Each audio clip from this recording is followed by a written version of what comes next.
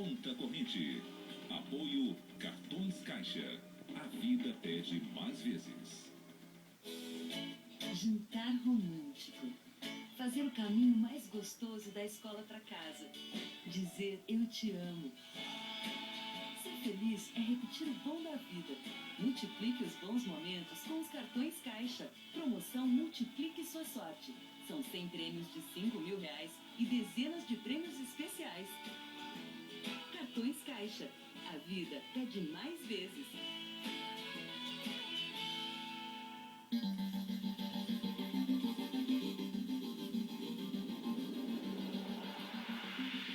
Olá, boa noite. Terminou sem acordo a negociação entre o governo argentino e os chamados fundos abutres na Justiça de Nova York.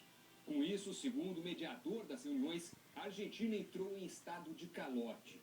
Mais cedo, a agência de classificação de risco Standard & Poor's rebaixou a nota do país, dizendo considerar que a Argentina já havia entrado em default parcial. Quais as consequências desse estado delicado da economia do país vizinho? É o que você vai ver no Conta Corrente de hoje. E tem mais. O índice de inflação que reajusta a maioria dos contratos de aluguel caiu pelo terceiro mês seguido em julho.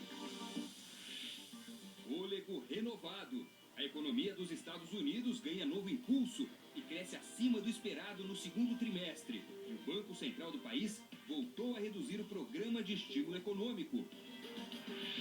E um estudo inédito mostra os principais erros que levam ao fechamento da empresa própria nos primeiros anos. Saiba como evitar as armadilhas. Olá, seja muito bem-vindo ao Conta Corrente. Sem acordo, as reuniões entre a comitiva argentina e os credores internacionais não chegaram a um denominador comum. E com isso, a Argentina entrou em calote, segundo o mediador judicial Daniel Pollack. Já o ministro da Economia da Argentina, Axel Kicillof, afirmou que os chamados fundos abutres recusaram a oferta do país e negou o default. A gente vai agora até Buenos Aires conversar com o nosso correspondente Ariel Palacios. Ariel, muito boa noite para você. Apesar da tentativa das horas de negociação, esse acordo era esperado? Ou esse cenário, né, essa falta de acordo? Pois é, Doni, este cenário era um dos esperados nas últimas semanas aqui em Buenos Aires.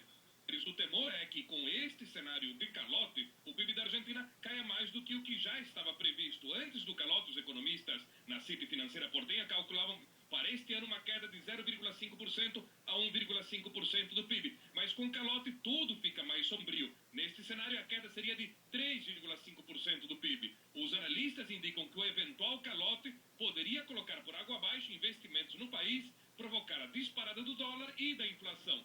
De quebra, Doni, a agência qualificadora Standard & Poor's anunciou hoje à tarde que coloca a dívida argentina em estado de calote seletivo. O fato é que a Argentina não pôde pagar 539 milhões de dólares, com segundo e último vencimento hoje, aos credores reestruturados com títulos argentinos em jurisdição americana. E se essa situação continua, o país não poderia pagar um total de 3 bilhões de dólares a esses credores neste ano e no ano que vem. No entanto, desde ontem à noite havia surgido uma forte esperança de conseguir um acordo por intermédio da Associação de Bancos Argentinos, a ADEBA. Essa entidade financeira anunciou o oferecimento de 250 milhões de dólares aos holdouts, e algumas versões indicam que ofereceriam até 1 bilhão e 200 milhões de dólares em troca dos títulos que eles possuem e que são a fonte de litígios nos tribunais americanos.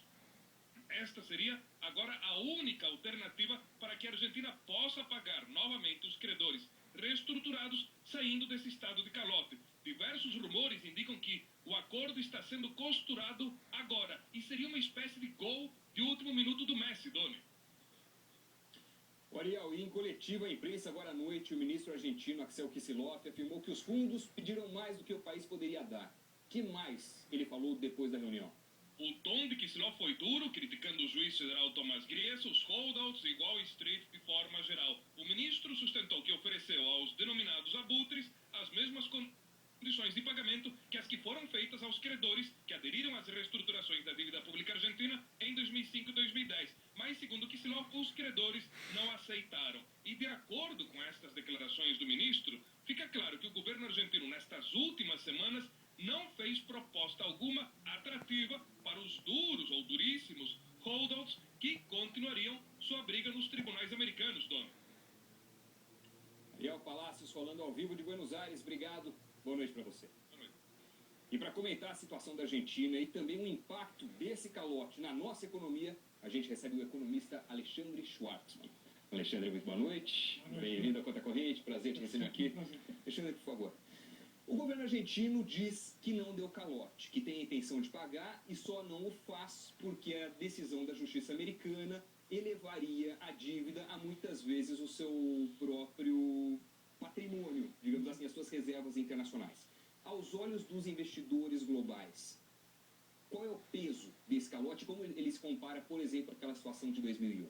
Bom, primeiro, quer dizer, independente da razão que exista para não pagar, lá atrás eles não pagaram porque não podiam, agora porque o juiz não deixa.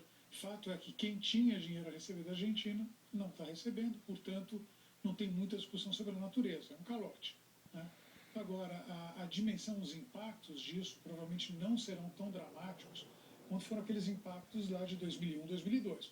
Lembra, naquela época que ele fez o PIB argentino cair uma enormidade, né? Não que não vá ter nenhum efeito, mas certamente não é aquele efeito de desarrumação completa que se seguiu ao calote, que teve que forçar, basicamente, depositantes a manter seus recursos em banco, atrás de corralito, etc.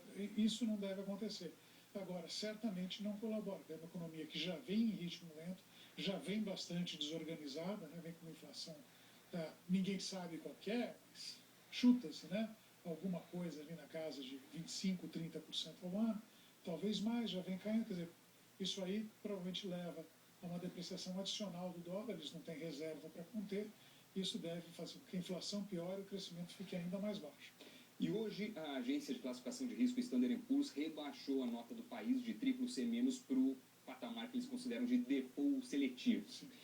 Qual que é o impacto efetivo dessa mudança? Pode mudar fluxo de investimento, por exemplo, para o país? Não, acho que o que tinha que acontecer já aconteceu, porque esse é um evento largamente esperado. Quer dizer, a menos essa solução de 1/10 hora, né, dos bancos adquirirem dos credores holdouts, os títulos que estão em default lá de trás, e aí eles passariam a ser credores e fariam... Quer dizer, a menos dessa solução que deveria ter sido pensada antes, acho que não sei se tem tempo para fazer isso, mas a verdade é que está anunciado. A Argentina não tem como fazer o pagamento amanhã. E também não tem como oferecer nada melhor para os credores, porque ela também está limitada juridicamente por uma lei que ela própria aplicou. E quanto desse calote no país vizinho pode respingar aqui no Brasil?